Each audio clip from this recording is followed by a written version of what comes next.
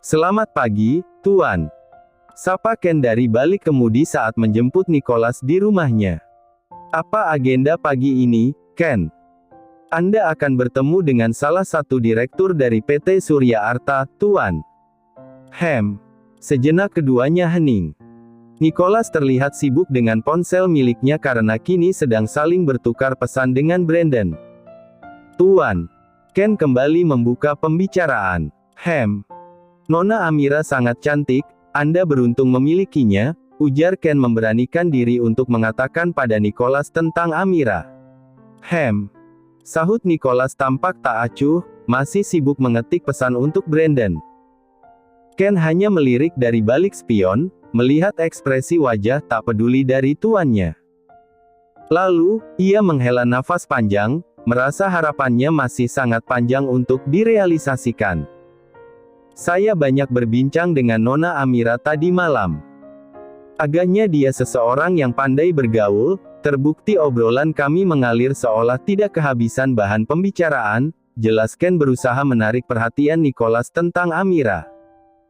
Tentu saja obrolan mengalir tanpa henti, karena yang dibicarakan adalah Anda, Tuan. Agaknya Nona Amira memang sangat tertarik pada Anda, batin Ken mengingat tentang obrolannya semalam di rumah Tony. Amira memang banyak bertanya pada Ken tentang bagaimana kehidupan Nicholas, bagaimana karakter dan sifatnya. Amira bertanya, bukan karena dia mengagumi sosok Nicholas, tetapi Amira sedang berusaha mencari tahu seberapa berbahaya musuhnya itu. Jika kamu suka dengannya, ambillah. Ujar Nicholas menanggapi apa yang dikatakan oleh Ken. Bukan begitu maksud saya, Tuan. Bagaimanapun juga dia adalah istri Tuan, mana mungkin saya berani mendekatinya. Aku tidak peduli dengan dia, kata Nicholas dingin. Ken kembali melirik ke arah spion untuk mengetahui apa yang sedang dilakukan oleh tuannya. Kini sejenak keduanya terdiam. Nicholas memandang ke arah jendela dengan pikiran yang melayang entah kemana. Tiba-tiba dia teringat tentang jantungnya yang mendadak suka berdetak lebih cepat dari biasanya. Dia meraba dadanya lagi. Ken, buatkan janji untuk bertemu dengan Dr. Tirta hari ini, titah Nicholas. Apakah Anda sakit, Tuan? Iya, sepertinya ada yang salah dengan denyut jantungku, ucap Nicholas tampak serius. Baik, Tuan. Nicholas sedang memeriksa beberapa berkas yang akan digunakan untuk rapat bersama dengan Direktur PT Surya Arta bersama dengan Ken di ruangannya. Mendadak ketukan pintu terdengar, membuat fokus yang sedang dilakukan oleh keduanya terpecah. Ken dengan sigap menuju ke arah pintu untuk membukakan pintu. Belum sampai Ken meraih pintu, pintu sudah terlebih dahulu terbuka dan terlihat Clarissa di balik pintu tersebut. Selamat pagi, Ken. Sapa Clarissa. Ken hanya mengangguk sopan dan berusaha untuk menghalangi Clarissa menemui tuannya yang memang sedang sibuk. Maaf, Nona, tapi Tuan Nicholas sedang sibuk saat ini. Mungkin Anda bisa menemuinya lain waktu, jelas Ken berusaha mengusir Clarissa dari ruangan tuannya. Lancang sekali kamu. Kamu pikir siapa kamu? Berani melarang aku bertemu dengan Nicholas. Kamu tidak tahu aku siapa. Seru Clarissa congkak. Tentu saja Ken tahu siapa Clarissa. Dia adalah salah satu anak dari Presiden Direktur PT Mega Elliot yang melakukan merger dengan PT Indo Oscar, milik Tony Oscar. Karena hubungan perusahaan itulah Tony Oscar masih menghormati Louis Elliot sebagai partner sekaligus saudara satu kakek. Walaupun semua orang tahu, secara pribadi hubungan antara keduanya kini mulai merenggang. Ken hanya menunduk memberi hormat tanpa berniat melakukan perlawanan apapun atas sikap congkak Clarissa. Melihat hal itu, Clarissa merasa mendapatkan celah untuk melewati Ken dan datang menghampiri Nicholas. Halo, Nico.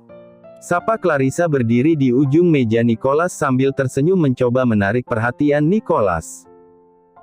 Sedangkan Nicholas masih tetap sibuk dengan pekerjaannya tanpa tertarik sedikit pun pada seorang gadis yang kini berusaha menggodanya.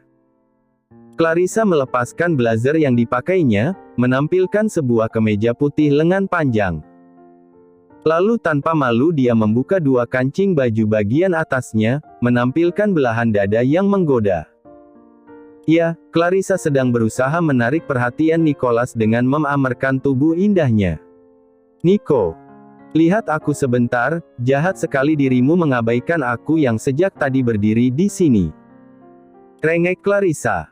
"Ken sudah mengatakan padamu bukan, jika saat ini aku sedang sibuk.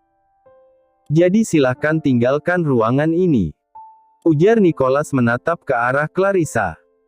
Clarissa yang melihat Nicholas memandang ke arahnya, sengaja membusungkan dadanya agar Nicholas bisa tergoda. Nicholas melirik ke arah dada milik Clarissa kilat lalu kembali sibuk pada pekerjaannya. "Aku hanya datang untuk menyapamu, luangkan waktumu sebentar saja. Mari kita berbincang sebentar," pinta Clarissa.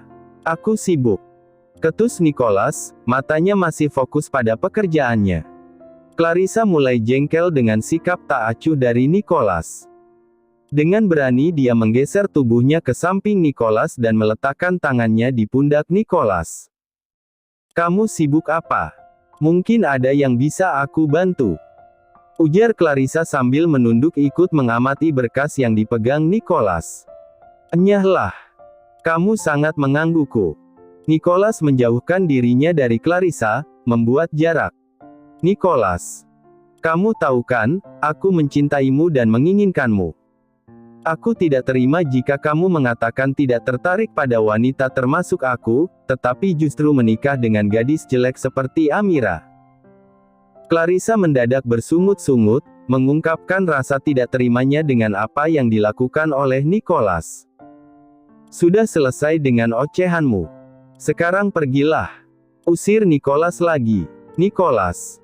Ken, antarkan Nona Elliot keluar," perintah Nicholas pada Ken yang segera sigap melakukan perintah tuannya. "Nicholas, kamu benar-benar keterlaluan. Aku tidak akan menyerah untuk membuatmu bertekuk lutut padaku," ucap Clarissa bersungguh-sungguh.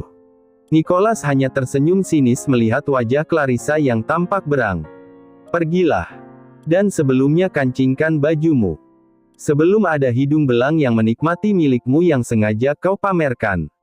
Lebih mirip seperti sebuah barang yang didiskon," ujar Nicholas menyeringai, mengejek tingkah Clarissa yang dianggap murahan.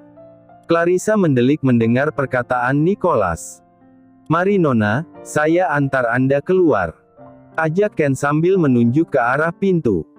"Aku bisa keluar sendiri," tolak Clarissa sambil membetulkan kancing bajunya dan mengambil blazer miliknya yang tergeletak di kursi. "Syukurlah jika kamu tahu jalan keluar, sehingga tidak perlu merepotkan Ken," celetuk Nicholas tersenyum mengejek. Clarissa mendelik lagi, sambil mendengus kesal. Lalu pergi melewati Ken dan melempar pintu melampiaskan kekesalannya. "Anda sudah membuat Nona Clarissa marah lagi, Tuan. Itu artinya Anda kembali mengibarkan bendera perang pada keluarga Elliot," ujar Ken pada Nicholas menjelaskan jika tuannya baru saja melakukan kesalahan. "Hahaha, biarkan saja," ujar Nicholas tidak peduli. Di tempat berbeda, Amira masih sibuk dengan pekerjaannya. Mendisplay barang, memindahkannya dari kardus penyimpanan ke dalam rak. Hatch, hatch. Terdengar suara bersin beberapa kali dari Amira. Kemudian mengelap cairan hidung yang keluar sedikit dengan bahunya sendiri. "Amira, kamu sakit?" seru Benny yang mendengar Amira berkali-kali terdengar bersin. Lalu menghampiri Amira yang sedang berjongkok di depan rak barang. Aku sedikit flu. Mungkin karena semalam aku kurang istirahat," jelas Amira sambil mengelap air hidungnya kembali. "Kamu semalam begadang." Bukan begadang sebenarnya. Tapi benar-benar tidak bisa tidur," cerita Amira. "Kenapa?" "Karena..." Mendadak Amira menghentikan kalimatnya. "Tidak apa-apa, Ben." Amira tidak jadi menjelaskan alasan dia tidak bisa tidur semalaman. Tentu saja, karena penyebab dirinya tidak bisa tidur seharian adalah dia memikirkan perkataan Ken tentang tuannya. Benny sama sekali tidak tahu apapun tentang identitas barunya saat ini yang menjadi istri seorang Nicholas Oscar. Ya, walaupun istrinya yang tidak diakui oleh Nicholas. Amira mendadak menjadi teringat tentang percakapannya semalam bersama dengan Ken. Anda tidak perlu khawatir, Nona. Semua akan baik-baik saja, sahut Ken saat dia berusaha menenangkan Amira yang tampak khawatir dengan kondisi suaminya. Tuan Nicholas sebelumnya pernah mengintai seseorang wanita dengan sangat tulus. Saya yakin dia bisa kembali mencintai seorang wanita. Dan saya berharap wanita itu Anda, Nona. Berjuang dan bersabarlah, ujar Ken lagi menaruh harapan besar pada Amira. Kata-kata Ken bukannya membuat Amira merasa tenang, tetapi justru sebaliknya. Apa yang diharapkan oleh Ken berkebalikan dengan dirinya. Amira justru sangat mengharapkan Nicholas menjadi seorang gay. Sehingga dia tetap bisa menjaga kesuciannya selama menjadi istri Nicholas dan meminta cerai dari Nicholas setelah ayahnya kembali sehat. Lagi pula pernikahan yang dijalani oleh dirinya dan Nicholas sama sekali tidak berlandaskan cinta. Jadi untuk apa dipertahankan lama-lama? Amira juga tidak berharap besar untuk sungguh-sungguh menjadi menantu keluarga Oscar. Dia tidak ingin terluka karena menyimpan harapan yang terlalu besar. Dan apa yang dikatakan olehnya Ken? Aku harus berusaha dan bersabar. Maksudnya aku harus berusaha membuat Nicholas mencintaiku. Bagaimana caranya? Dengan menggodanya. Oh, no. Aku bukan perempuan penggoda seperti itu. Batin Amira mengingat percakapan antara dirinya dan Ken. Amira. Seru Benny membuat kesadaran Amira kembali. Cukup lama Amira tertegun membayangkan apa yang terjadi semalam. Ah, iya. Malah ngelamun. Ya, sudah sana istirahatlah, biar kamu cepat sembuh, perintah Benny. Bagaimana dengan ini? Tanya Amira sambil menunjuk tumpukan kardus yang belum sempat didisplay dengan dagunya. Biar aku yang kerjakan, aku tidak ingin kamu kelelahan, ujar Benny sambil tersenyum tulus. Benarkah? Ah, Benny kamu memang selalu yang terbaik. Sahut Amira bersemangat lalu bangkit berdiri dan berlalu sambil menepuk pundak Benny. Benny hanya tersenyum memandangi Amira yang masuk ke dalam gudang untuk beristirahat, sambil tangannya memegangi bahu yang baru saja disentuh oleh Amira. Hanya sentuhan kecil saja sudah mampu membuat Benny merasa begitu melayang dan berbunga-bunga. Ya, sedalam itu memang cinta yang dipendam oleh Benny. Bukan Benny tidak mau mengungkapkannya. Namun, dia merasa belum menemukan waktu yang tepat dan terlihat Amira juga belum ada tanda-tanda membalas cintanya. Dia khawatir Amira akan menolak cintanya dan justru antara dirinya dan Amira akan menimbulkan sekat. Biarlah untuk sementara Benny menyimpannya sendiri. Amira segera merebahkan tubuhnya di sebuah tikar yang biasa digunakan untuk istirahat oleh karyawan saat jam istirahat. Setelah meminum obat, matanya menjadi terasa sangat berat, hingga akhirnya dia tertidur pulas sampai bermimpi. Amira, apakah kamu sangat ingin bercinta denganku? Hingga kamu begitu fasih menceritakan pada Paman Louis, tentang kebohongan malam pertama yang terjadi di antara kita. Ujar Nicholas dalam mimpi Amira. Bagaimana kalau kita membuat apa yang kamu ceritakan pada Paman Louis menjadi kenyataan, sehingga kamu tidak perlu berbohong lagi? Sambung Nicholas sambil mendekatkan dirinya pada Amira yang tampak terpojok di sudut tembok kamar Nicholas.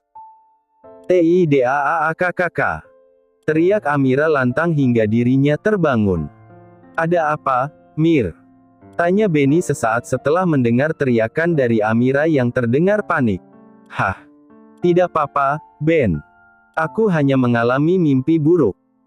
Terang Amira sambil menyeka keringat yang membasahi dahinya dan mengatur nafas yang sedikit tersenggal. Oh, ya ampun. Itu karena kamu terlalu lelah, Mir.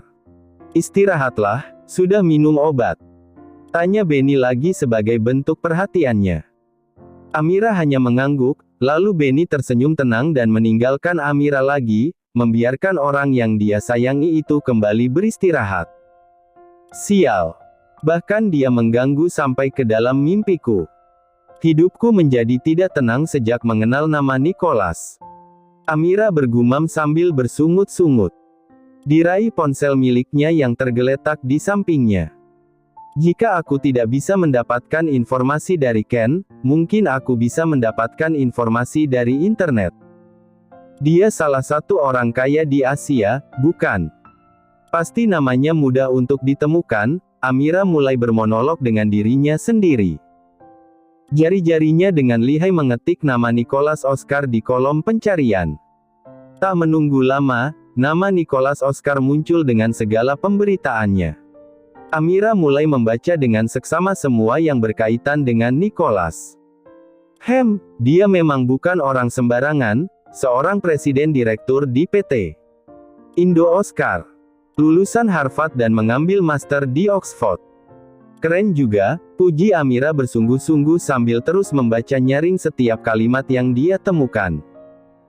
Mata Amira terus menatap layar ponsel miliknya yang menampilkan berbagai berita tentang Nicholas.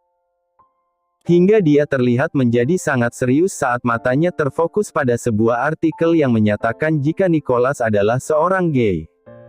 Jadi benar kan, dia adalah seorang gay. Aku akan aman bukan, tinggal satu ruangan dengan orang itu.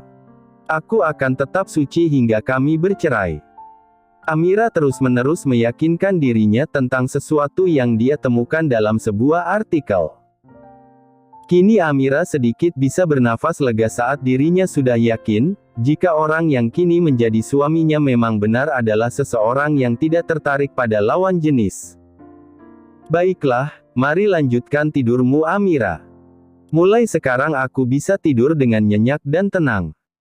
Karena walaupun aku tidur bersama dengan harimau, dia adalah seorang harimau vegetarian, hahaha. Keke Amira begitu bahagia dengan berita yang dia dapatkan. Usai melaksanakan rapat, Nicholas pergi ke sebuah rumah sakit untuk memeriksakan jantungnya. Nicholas diperiksa oleh Dr. Tirta, seorang dokter pribadi milik keluarga Oscar. Jadi aku sakit apa, dok? Tanya Nicholas saat Dr. Tirta sudah selesai memeriksa Nicholas. Tidak ada yang salah dengan jantungmu, semua berfungsi dengan baik. Itu pasti karena gaya hidup sehat yang kamu lakukan. Puji Dr. Tirta. Tidak mungkin, akhir-akhir ini aku sering merasakan perubahan pada detak jantungku. Dia terasa berdebar lebih kencang dari sebelumnya, terang Nicholas merasa tidak puas dengan jawaban Dr. Tirta. Tapi kenyataannya semua baik-baik saja, Nick. Aku ingin melakukan pemeriksaan MRI.